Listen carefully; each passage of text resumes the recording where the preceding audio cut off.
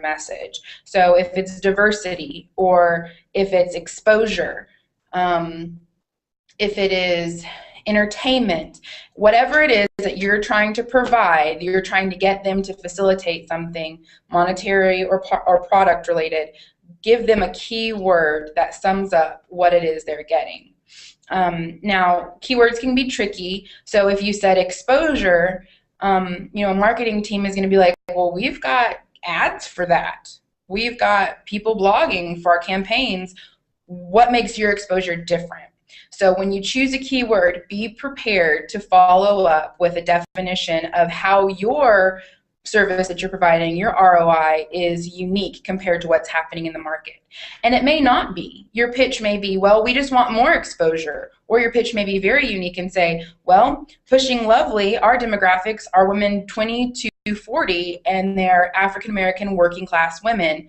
You don't have that right now. I don't see that reflected in your demographics, and we want to provide that for you. So if you can find something that narrows down and really makes you a necessity, a niche, that has a good amount of representation, then you are going to do well. That's why Hispanicize and Blogalicious and Niche Mommy and people who are really honing in on their niches are able to really get lots of investors, lots of people who are willing to take on sponsorships with them, because they're able to tap a market that a larger corporation or brand isn't able to access.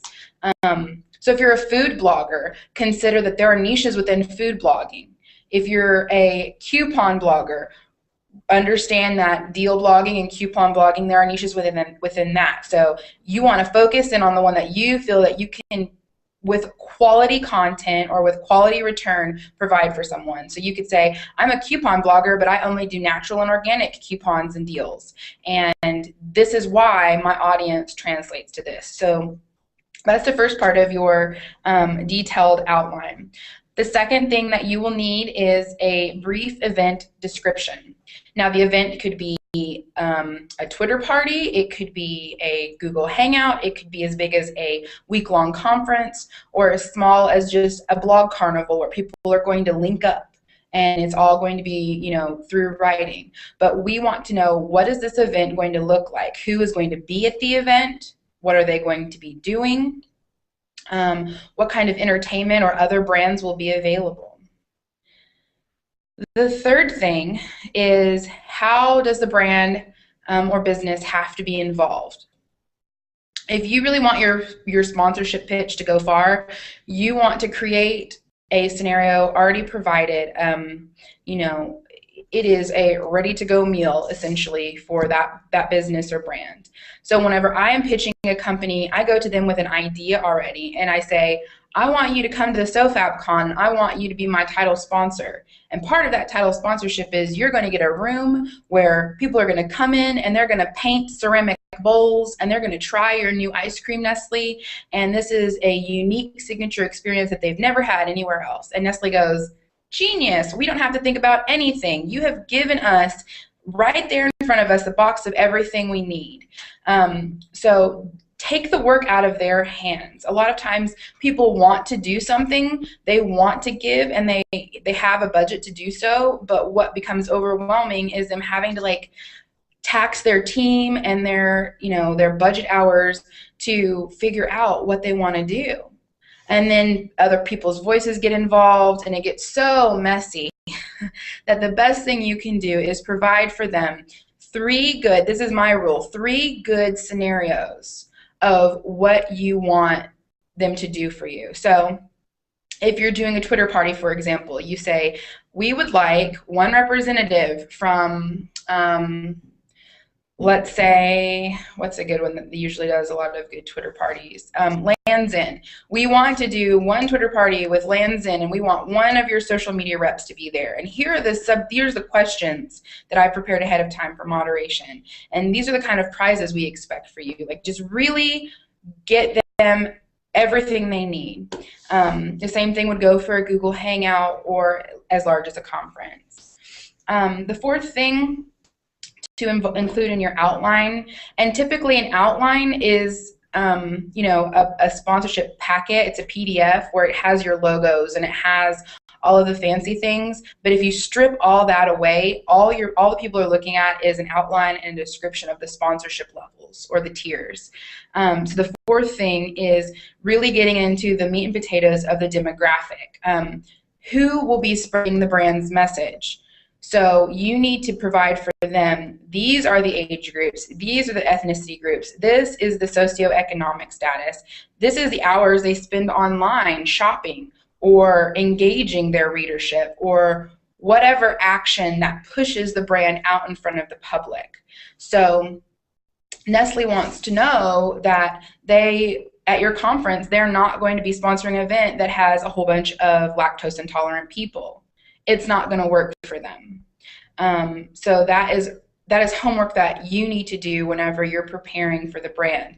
You also need to do homework to look for, and this was number 5 in your outline, but it can be combined with this, which is reducing risks. If we want Nestle to come to a conference, and I'm just using them as an example since they are the title sponsor for the SoFabCon, but if we want Nestle to come to the conference and be involved, we want to make sure that Nestle is not going to run into, say, 40% of my bloggers that are coming to the conference are breastfeeding supporters, and they have a serious problem with what Nestle does in other countries with formula and how they push formula really strongly, and they've blogged on their blogs about it and they've tweeted about it. Well, what happens whenever Nestle sees that that's the demographic of people who are coming to my conference? They're not going to be so interested. And so doing your work of understanding your demographic and reducing risks. And so whenever they ask, well, what happens if the message gets construed? Or what happens if someone decides to jump on the Twitter party and say that Lands' End sucks because they don't have, big girl sizes in their swimsuits? How are you going to handle that? They want to see that you have as much respect and honor for their brand and protecting their brand image as they do, and then they'll know that they are wanting to invest with someone who will take care of them. So that was sort of a combination of number 4 and number 5. Number 6 is my cheat sheet. So when you have a PDF, it will have your logo, your event, your description, the demographics, why, big, fancy, lovely, great verbiage on why the brand should be there. And then you are going to put hours designing, and it's going to be double proofed and look great. And then you are going to sit in front of someone, whether virtually or in person, and they are going to look at the front of it and be like, your logo is lovely. And they're going to take page 3, 4, and 5 and flip to the back and look at the tiers and say, okay, tell me about this sponsorship. Tell me about that sponsorship. Tell me about that sponsorship. And that is really frustrating because you're like, I told you about all that ROI, how I was going to protect your brand and reduce risk, and you're not even telling me, you're not even looking at any of it. So what I always include right before the tiered available sponsorships is a cheat sheet. So the cheat sheet is like a press release for your tiered system. So if you had a system that was like $50,000 for the highest, $10,000 for the second, and like $5,000 for the lowest, the cheat sheet would be in that, and you would be doing the same thing of answering who, what, when, where, and why. So $50,000 title sponsorship, and I'm using big numbers, but these are the kind of numbers that we push around every day when we're planning conferences. But $50,000, who does it benefit? What does it include? Why is it worth the investment? Where will it be happening, and how? How will it be facilitated, right? So they want to know how many Twitter impressions go with this, how many blog posts go with this, how many people are going to be assigned as brand advocates. So that's on the larger scale. If you were doing like a writer's retreat and the highest level of sponsorship was 5,000, you would want to say, this is the swag that is involved in this. These are the items or products that are expected for the title sponsor to donate. These are the amount of people that you'll get in front of with this. Does that make sense for everyone? Not? Okay. And the final thing is very clearly repeat and reiterate as much as you can why you want and need the involvement of this business or brand. And be honest. Don't say, because I really like your products and you're really a great company, because they know that you wouldn't be approaching them otherwise if they weren't. Tell them what the need really is. If the need is, we're really under budget, I hear that you are great and supportive of bloggers and people who do what I do, and I really need you to take a risk on me, say that. That is authentic. That is going to demonstrate that you are an ethical, honest person and that you are willing to reach out in a time of need. But if you pretend like, well, we really have a lot of premier sponsors that we're bringing on, and we just like your high class whatever, and you give this like snow job, no, they're going to feel like, well, why do you need me? You have these great flowery language and you've got it all put together, so whatever. The best thing to do is to say, hey, I'm planning this conference, or this is my first Twitter party, and I really need a brand to get behind what I'm doing. And this is why I believe you would be a good fit. Because most of the time, we are not approaching brands because we have a rock solid budget and we don't need anything and we just wanted to include a cool and fun brand. We're doing it because we need to pay for it somehow, and they need to know that. Because then if they know that you have a need, a perceived need, then and they have a perceived need, there is room for compromise and building a healthy relationship. But if you walk in there like, nah, I got this, I don't need you, and they're going to just be like, okay.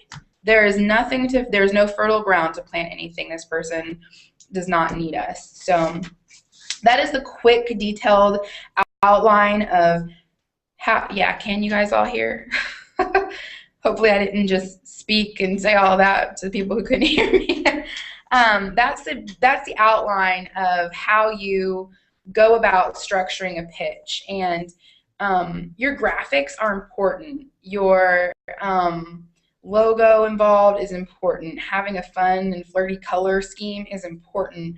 And at the end of the day, all that can be stripped down to a simple black and white document that has your logo of whatever event or whatever's happening up at the top, the date of the event, and just like a English paper where you have created an outline that's like A, B, C, subpoint 1 through whatever. Those things are okay too. So I don't want, when you guys are considering future pitches, I don't want you guys to get caught up in these crazy PDF files that you can find online that open and animate and flowers jump out of the screen, and like, don't get caught up in that. Ultimately, it's about content, it's about authenticity, and it's about establishing what, if this relationship is created, what will be the investment. The last thing to consider whenever you're wanting to do this kind of thing is the future. So point, I guess, 7 or 8, or I guess it's 9, would be, what kind of future would this company have in you?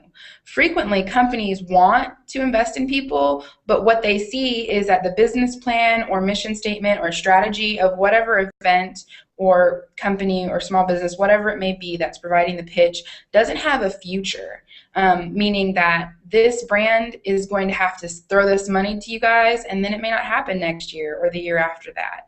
And so they want to know, is this something that you're creating to repeat an experience, or to repeat an experience like this? And if they know that this is an investment of a relationship that they can begin to build and sort of like harness what you're doing and partner it with something that they might be doing, that is going to speak more than any kind of amazing event that you could put on. People want to know that year after year they can be known as the title sponsor of SoFabCon or Blistom or BlogHer. And think of it as a consumer yourself. What do you expect? Like, when you go somewhere and they have products or businesses that they've worked with, and you don't see that business after a couple of years, what do you say? Like, oh, I remember when we had Sparkle Corn at BlogHer and it didn't happen this year. That kind of sucks. Or I remember when Blogalicious was in Las Vegas and now it's not there. Like, people expect patterns. They want it to be, what's the word? The word fails me. They want to be predictability. They want predictability. And so if brands can establish with you a relationship that provides predictability to their consumers, then they will sign on quickly, because people are creatures of habit, and they will buy and do the same things over and over again if they feel it's coming from a trusted source. So that is the quick and dirty, and I wanted to pop in with Brandy because I thought answering questions would be probably more beneficial than anything else. But if you guys have pitches that you already have created, if you want to email them to me, and I can kind of go through and give you a quick, like, these are the things I would take out. This is what I, like, if I were reading your pitch, I would reject it or accept it, and I'll let you know. That would be maybe a good service. Jasmine, can you talk a little bit about how we would take these 9 or 10 amazing steps and scale it down to a blogger just getting started? So let's say there's a blogger who is in the SoFab community, who's interested in going to SoFabCon, and they want to reach out to a brand to sponsor their trip there and their ticket or whatever. It seems to me like everything you just said, we would do that. We would just scale it down a little bit. Is that right? Right. So basically, you become the event or the party. You look at yourself as the business. And, you know, this can be, my therapist part of my brain always works this way, but this can be a good self-help exercise as well as a good business exercise. So you have to go through the outline that I gave you and give this company that you want to sponsor you reasons on why you're a good investment, reasons of why people listen to you, what readers have you built up, what kind of trust have you established with them, what other things that you have done in this vein that are successful. So if you've been sponsored before, or if you were trusted with a campaign on a major brand, how did you execute that? How did you execute it differently than other people? You know, when it comes to sponsorships, when it comes to conference sponsorships, just, you know, land a full ticket or flight or whatever, people aren't looking for uniqueness as much as they are dependability. So they want to know, and this was actually a real life experience that I witnessed for one of my unfortunate marketing friends, is she works for a company, she manages the social media, she was pitched to, I want to go to Blistum, and if I don't go, if you don't pay for it, I'll never go. I've never had a vacation. I've got 4 kids. My car broke down. Life is hard. And because she is the sweetest lady and not like me at all, she fell for it and said, okay, we will pay for everything. We will give you this experience. This is awesome. She watches the person, because we do watch like hawks. After we have put our money on you, we are going to see every move that you make. And she saw that her conference attendee went to Blistum, was enjoying herself, and then after the first day was hanging out in Dallas, just chilling, not at Blistum, not doing anything, not going to any sessions, not tweeting. So that is a person who did a really good job of convincing everyone that, you know, gave this sob story, but didn't show that she was trustworthy for investment. And so, unfortunately, or fortunately, depending on what side of the table you're on, there are some social media people and people who are involved in sponsorship and PR and marketing who will fall for your sob story. But I would hope that the Pushing Lovely ladies are going to be, you know, above the bar, and you are not going to have to tell about your kid who is missing a leg and how you've been sick for 4 years and all these other things. You're going to be able to find reasons why, as a professional, and that's the important thing, as a professional, why you are worth the investment for these people to go. Tell them why you are going to be the most amazing and active brand advocate that they could ever ask for. Because if you think of it like a job interview, you know, you wouldn't go to a job interview and be like, please give me this job because my uncle died and my cat got ran over and my roof is leaking. Like, you wouldn't say that at a job interview. And that's the difficulty, is in the blogosphere we have people who still don't look at it as a professional relationship where there is an exchange of business. If you are asking a company to send you to a conference, you are asking to be a liaison and representative of that company. So they're going to look you up, and they're going to make sure you weren't hating on their brand. They're going to make sure the people you associate with aren't hating on their brand, and that in the future you are going to be someone that they can approach to ask to do these certain things.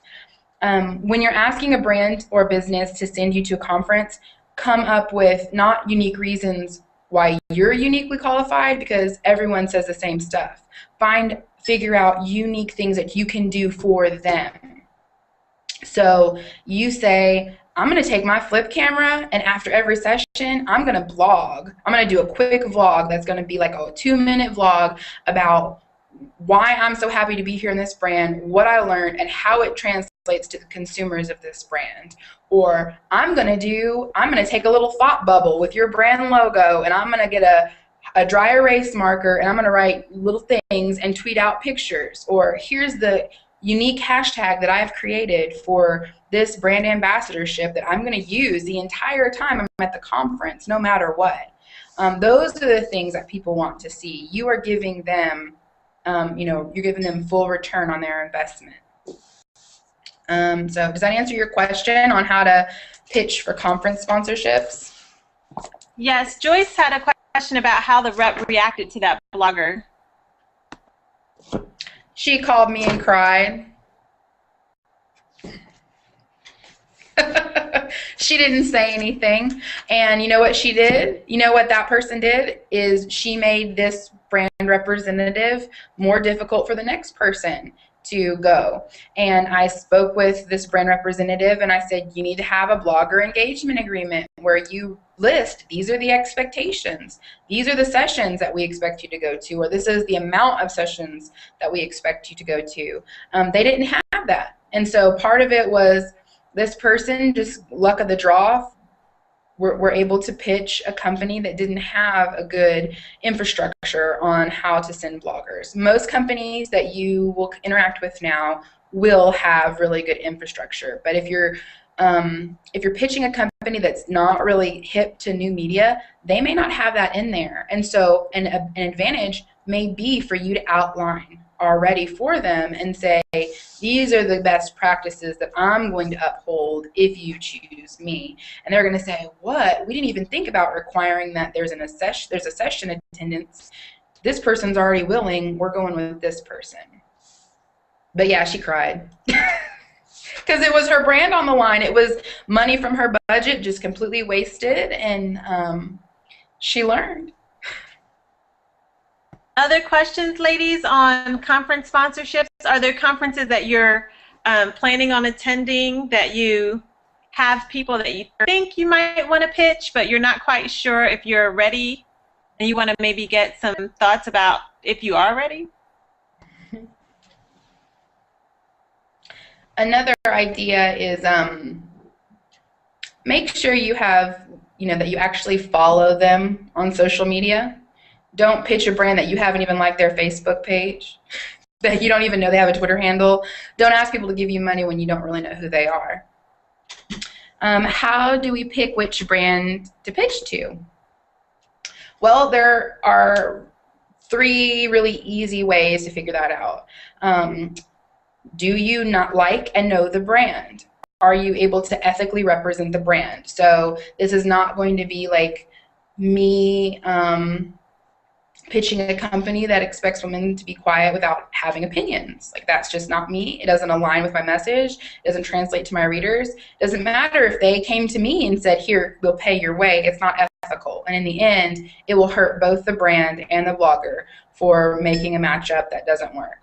The second thing to look at is their history of supporting people. So does this brand have a history, or are they willing to create a history of spending their budget on bloggers? And the third thing to consider is oversaturation. Is this a company that is constantly getting hit up for pitches? Because if that's the reality, as much as we all want to think that we are unique, beautiful flowers, we are saying the same things that people behind us are saying. And the people behind them are saying the same things that 4 people ahead of them were saying. So you're not going to get very far with a company that has already been oversaturated in sponsorships unless you have a prior established relationship with someone on the inside. And that sucks, but we look for people who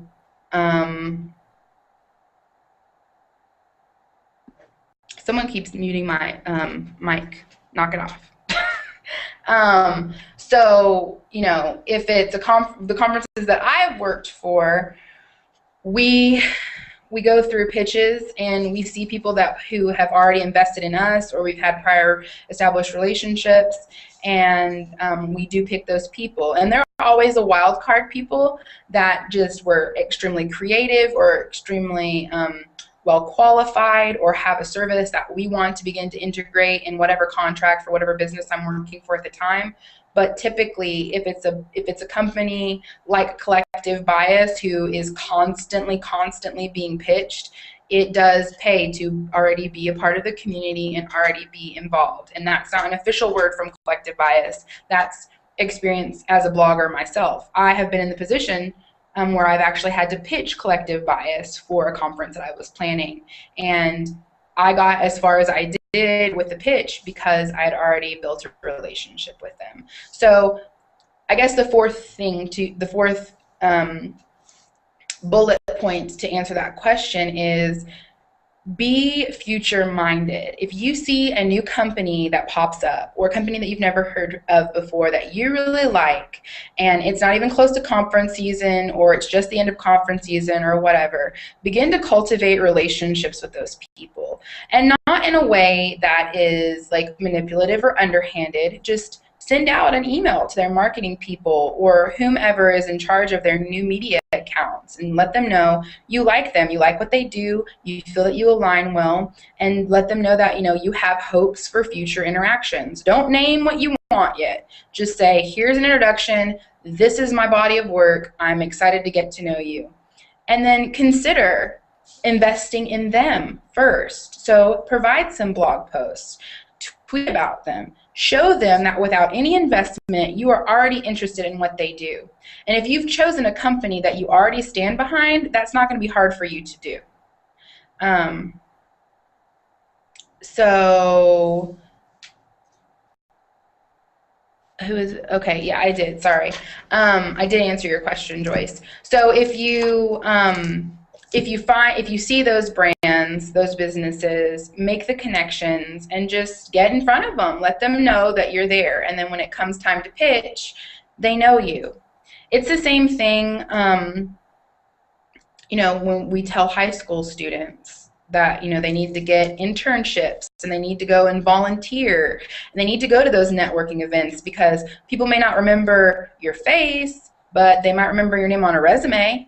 And that resume comes across their desk and they see that, you know, oh, this person was at the same event that I was at. Or this person, you know, I remember that person said this or whatever. Make yourself memorable and let them know that you have visibility.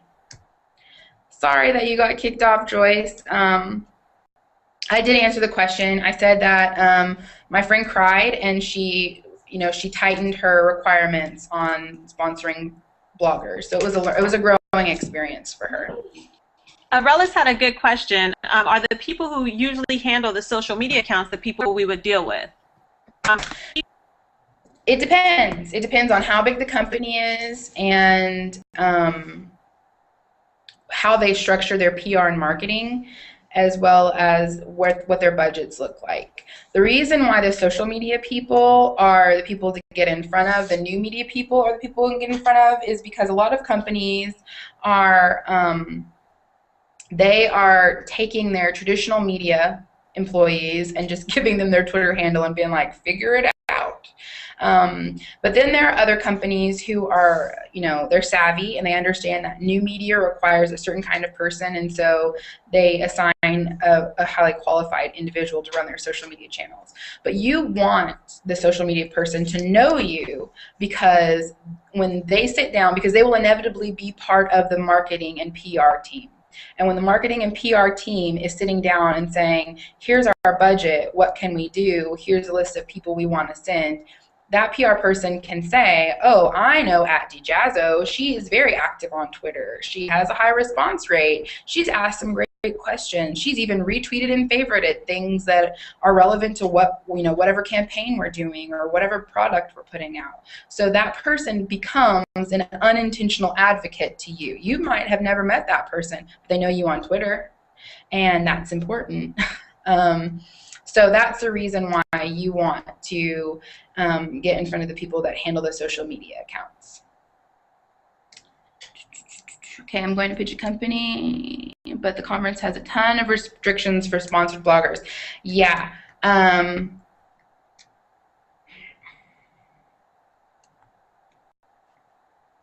Yes, so the personal sponsorship clauses, if you go to the conference website, most conferences that have good practice or more established conferences also will have a tab that says personal sponsor guidelines. Now this is a legal contract. Their legal team has drafted up, and if you become even a little bit in breach of that agreement, which by buying in a ticket to the event, whether it's sponsored or unsponsored, you agree to that. It's in the fine print. If you breach that, you can be, you can have your pass basically permanently revoked. So BlogHer has, they will take people's passes with a quickness. Type A does too. Blistum does too. So it's good to know what you can and can't do for brands. So do some education for yourself. Educate yourself on what you can offer brands. Don't tell a brand that you can walk around the conference and hand out their product samples because you will have your items, your pass revoked. Make sure that you have creative ways that you can engage the brand that fit with the sponsorship status of the conference. And Joyce, you said, from what I've read, they mostly don't mind mentions on your blog, but displayed t-shirts and samples are a no-no. Yeah, so displayed t-shirts and samples, well, actually, your t-shirt is on your body, and it's a form of free speech, even if it's paid free speech. So conferences can't touch that. That's an amendment right, and they're not trying to go to the Supreme Court. But handing out samples and approaching people to talk about the brand in an aggressive sales type of way are considered. They consider that suitcasing and onboarding, which means onboarding, think about the ship is disembarking and you jumped off of the port onto the boat without your ticket. And then the suitcasing is basically what a used salesman or used watch salesman does. He takes his coat and opens it up and he's got all the watches. That's what they consider handing out products. So you just want to make sure that at BlogHer, you can hand out products. And at Blistum and Type A, you can hand out products, but you have to have paid the sponsorship level to allow for you to hand out products. So those are all okay. You just need to make sure you bought the appropriate ticket and cleared it with the appropriate channels. The other thing you can think about too is other ways outside. Oh, go ahead. Can you guys hear me? Yes, no? I can hear you. Okay. But it might be the way that you create a unique relationship for the brand is you say, I will be the middleman and I will take care of contacting Blogger and getting permission or whatever it may be. They might be like, sweet, we'll give you the sponsorship just so we don't have to deal with that. People are willing to do that. Yeah, Cecily did do a good post on suitcasing. She's she's experienced quite a bit of that. The feminist breeder was doing that at BlogHer, which was kind of funny. It felt like it was a mafia thing.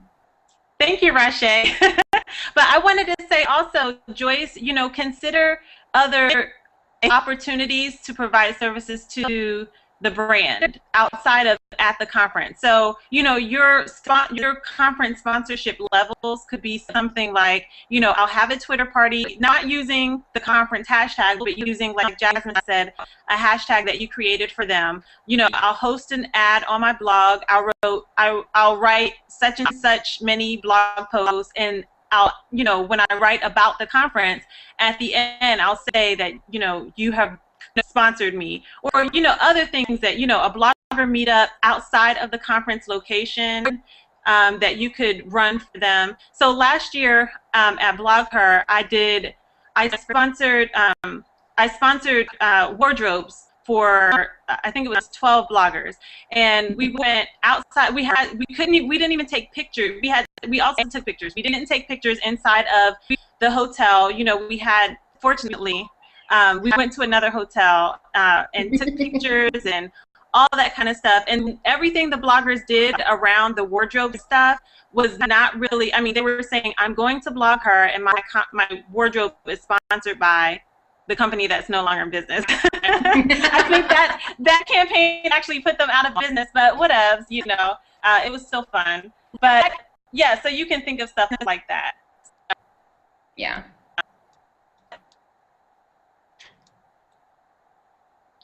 And I mean, understand that conferences are great because they provide exposure for brands, but ultimately what matters are the relationships that were established at the conference being cultivated after a conference. It's essentially like, you know, you don't want to promise a brand that you're going to be best friends until, you know, like forever, because you guys were at church camp together, and then after church camp, how long were you pen pals? Like, I broke so many hearts that way. Like, we're going to be best friends, and we're going to write each other every day this school year. And then I'm like, 2 weeks later, who was I at camp with? And so conferences can be a lot like that, like a lot of big promises that happen at the conferences and don't follow through. And sometimes that's just because of life situations, and other times that's just because people aren't consistent. And so make sure that what you provide for the brand is the reality and truth of, like, I'm going to build relationships on your behalf, and I'm taking those relationships home and cultivating them.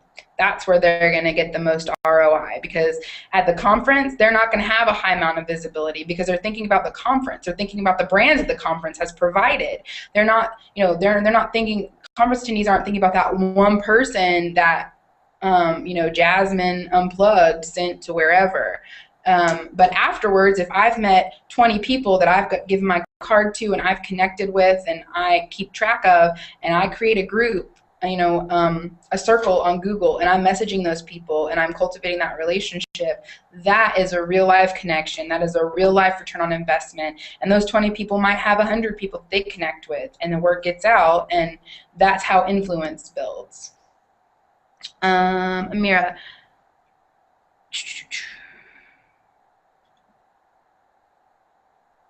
Yeah.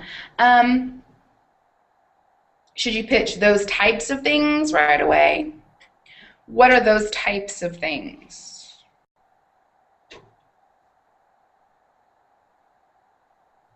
Amira. Okay, I'm going to assume that those types of things, okay, like Twitter parties, those aren't unique in what we do. So, I mean, I would say like blog posts, Twitter parties, blogger meetups for coffee, like in physical locations, those are things that you just like add as the typical best practice. The thing you want to pitch is, this is something that I'm going to do that I don't think a lot of people are going to do. Like, and it can, sometimes depending on the company, the more outlandish, the better. You're like, I'm sponsored by Lands' End Swimsuits. Guess who's attending one of her sessions in her swimsuits? That's something that their marketing team is going to be like, everyone at BlogHer is going to be tweeting about that girl who was walking around in her bathing suit. And when that person responds, she's going to be like, yeah, that was me in the Lands' End bathing suit. Like, that seems crazy, but marketing teams will eat that up. Okay, I'm going to unmute so that way I can ask you real quick. So Yeah. basically, you're saying that anything, you want to be not really outrageous, but in order to get their attention, that's when you put in your uniqueness first. So when you first send out your pitch, you're not using your secondary things like the Twitter parties and the blog posts. That's later on after they say yes or they say they're interested. Then you can say, well, this is a secondary thing. Right, and not even whenever they, not even after they say yes. That's just something that should automatically be installed, right? So you know, when you go buy a car, people tell you about the bells and whistles and like it's got a sunroof and the seats are heated and you can play a movie and your kids will stop screaming in the back seat. No one says, but does it have an engine? Because you assume it has an engine. And so Twitter parties and blog posts and Facebook mentions are the engine. They are the nut, like they are the things that are expected. So if you're not going to do Twitter parties, well, and Twitter parties are kind of iffy. They just, not a lot of people are still on board with them. But the blog posts and tweeting about it and Facebook mentions and sending people to like the page, those are expected. And to try and sell a company that, but say you're going to walk around in your bathing suit, well, that's like saying you have, you know, here's your heated seats, but you don't have an engine.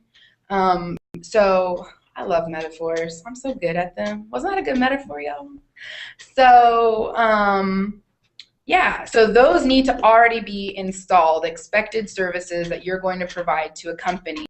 Now, the amount of blog posts, that's totally up to you. If you're like, I love y'all so much, I'm going to blog about you every month of the year for a whole year, you can do that. That will make you unique. If you're like, 2 good blog posts is all you get, you know, that's okay. That's what you have to figure out how to tailor it, but you do need to have that listed. Should we have a sponsorship pitch on our sites as well for brands looking for bloggers to sponsor?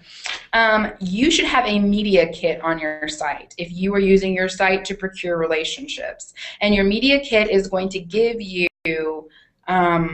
it's going to provide for whomever is looking your demographics, why you're awesome, why you're employable. That should be there. The pitch is not necessary for your site because the pitch is designed when you are the pursuer. If you have gotten lucky enough that me and my company somehow are reading your blog, you need to have a media kit up, and your media kit will be how I'll hire you. I'm saying actual pitch where you include where you want to go and the 5 whys, demographics, blah, blah, blah.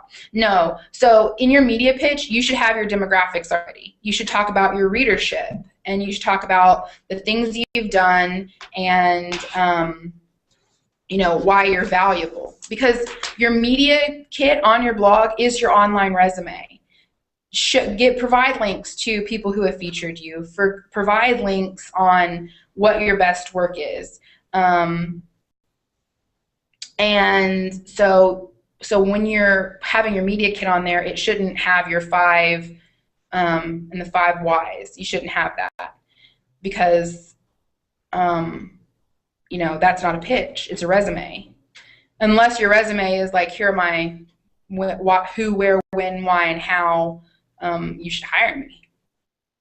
But don't, you know, make it just a very typical resume that you would provide for anyone.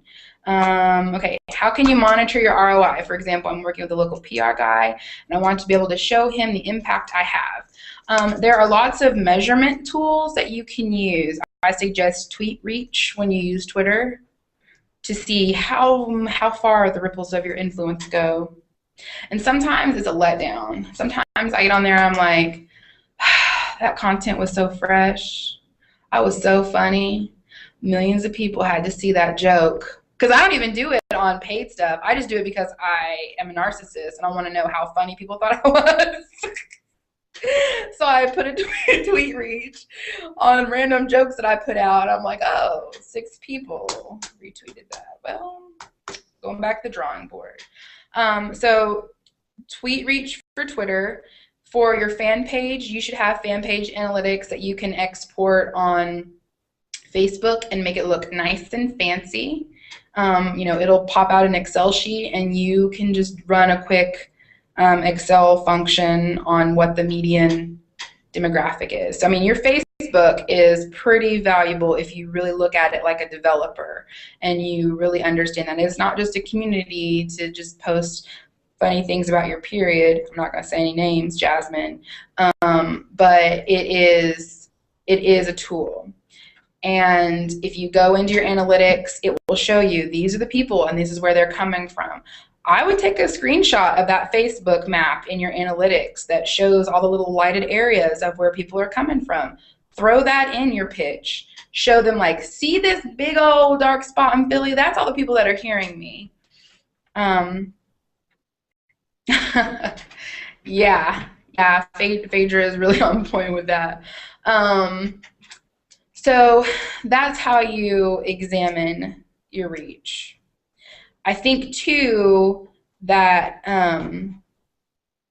just providing a list of the people who have endorsed you, right? So if you have a LinkedIn account, you can take the endorsements and direct quotes from those LinkedIn accounts and put them on your pitch or your media kit.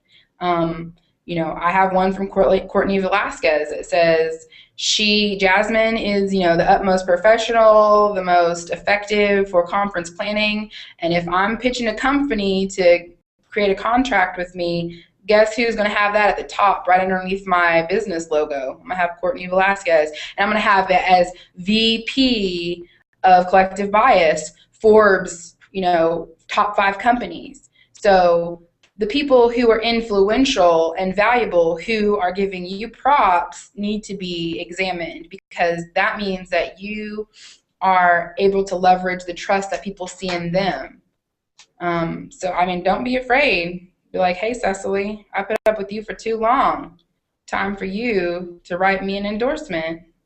Sister's got to get some jobs. And when people see that the uppercase woman has said, Rashay is creative, is prompt, is whatever, you know, that's her clout. That's her, and not clout the website, but clout like the adjective. That's her being, pushing you up.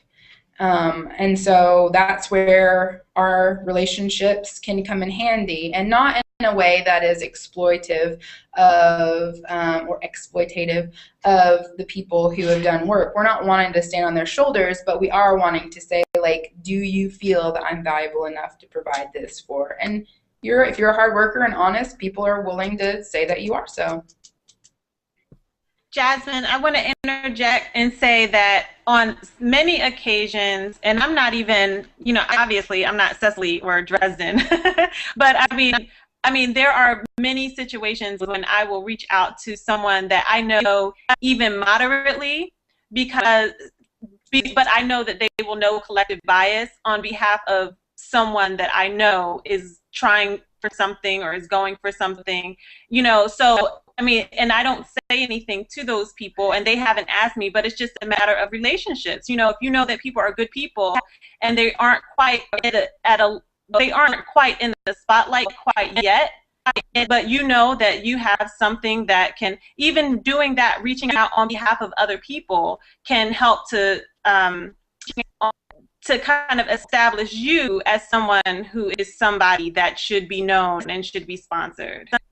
Yeah, and that translates not just in the realm of sponsorship. You know, we're all bloggers here, so if we see that BlogHer Voice of the Year nominations are up, and you don't know if anybody's going to nominate you, feel secure enough in what you do to say, I'm going to nominate myself because I think I'm worthy.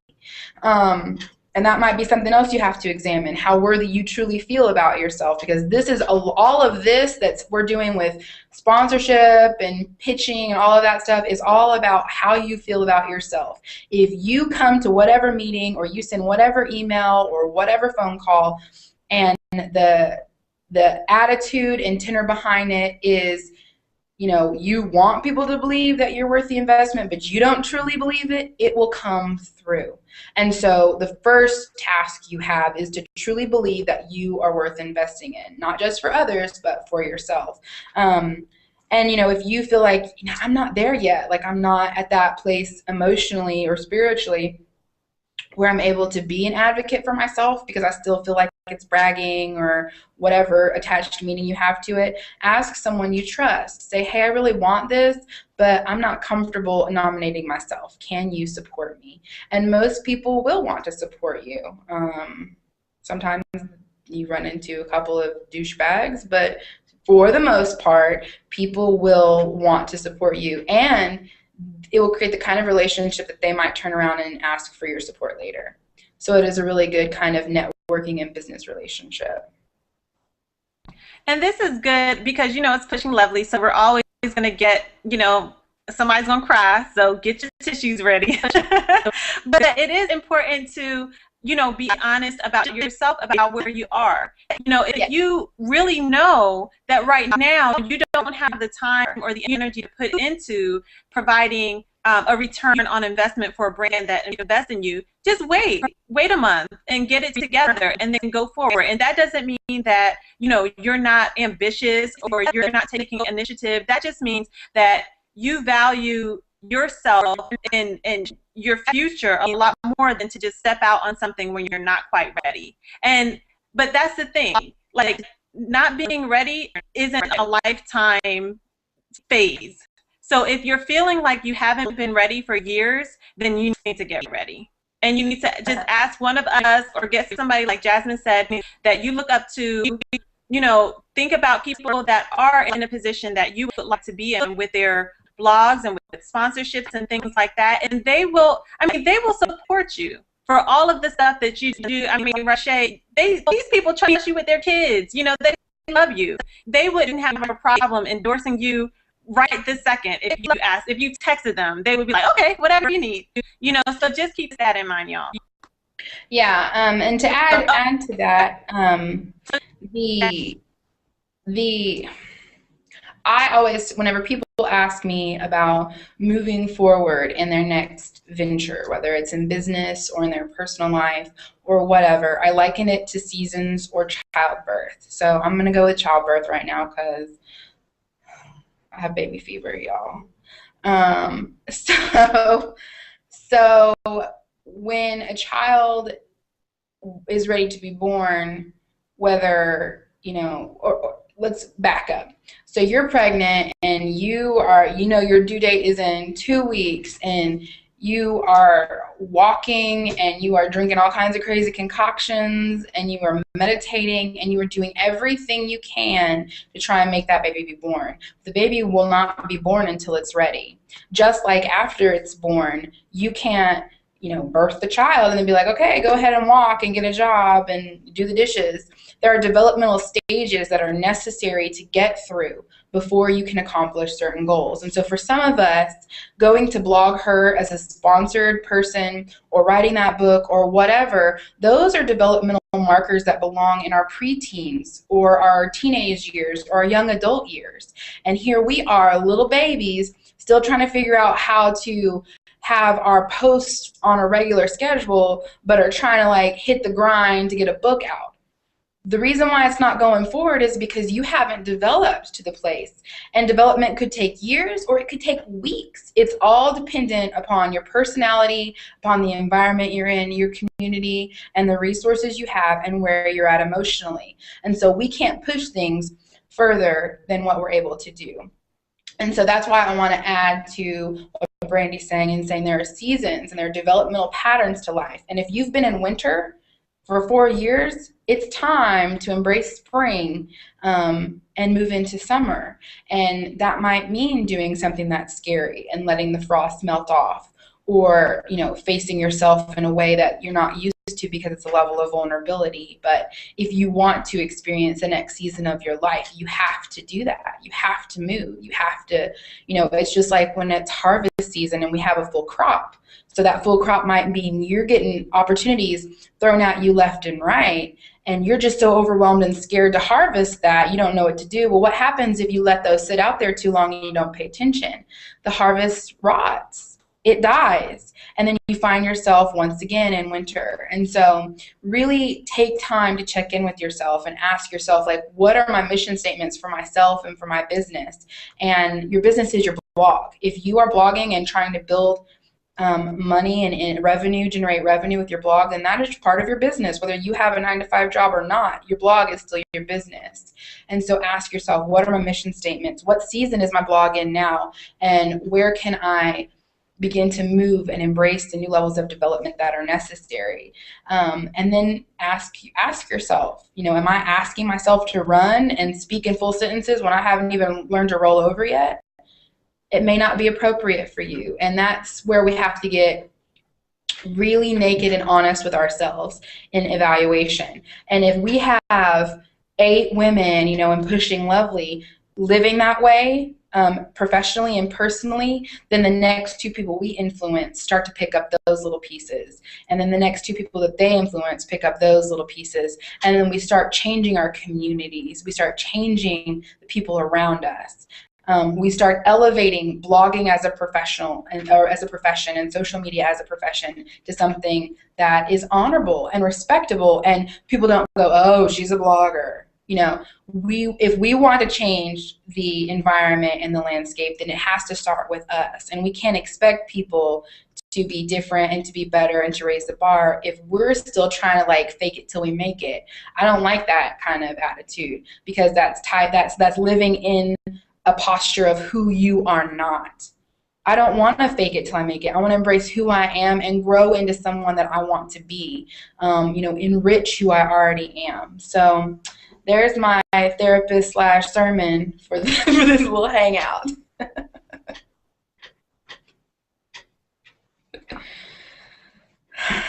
I love you too, Amira. I know, everybody's any last questions, guys? Thank you so much, Jasmine. Any last questions?